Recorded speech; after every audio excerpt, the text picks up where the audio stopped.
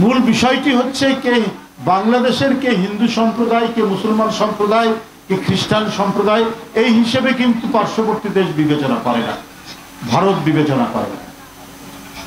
ওদের ভিতরের বিবেচনা হচ্ছে বাংলাদেশি কে। সীমান্তে যদি তাদের দেখা যায় গুলি করো, ওটা স্বর্ণা দাস হতে পারে, ওটা সঞ্জয় কুমার হতে পারে, ওটা অপূর্ব ভট্টাচার্য হতে পারে, যে কেউ হতে পারে।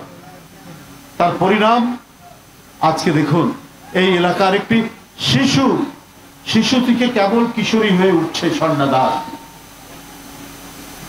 ভারতের বিএসএফ কিন্তু দেখেনি এটা হিন্দু না মুসলমান, ওদের টার্গেট হচ্ছে বাংলাদেশি, ওদের টার্গেট হচ্ছে বাংলাদেশের মানুষ।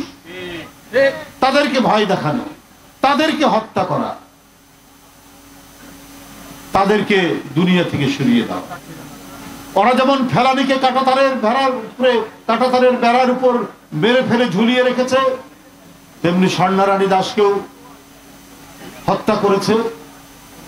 একজন মুসলিম, একজন হিন্দু সম্প্রদায়ের মানুষ, কিন্তু তারা দুইজনই বাংলাদেশি।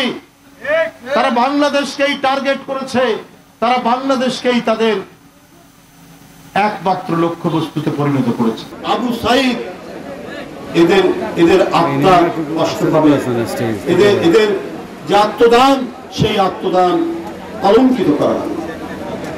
তাই আমি মনে করি যে এই গণতন্ত্রের পক্ষে যারা জীবন দিয়েছেন এবং এই দেশের সার্বভৌমত্ব এবং মর্যাদা রক্ষার জন্য যারা জীবন দিয়েছেন, স্বর্ণা দাসের মতো কিশোরীরা, তাদেরকে আমাদের স্মরণে রাখতে হবে।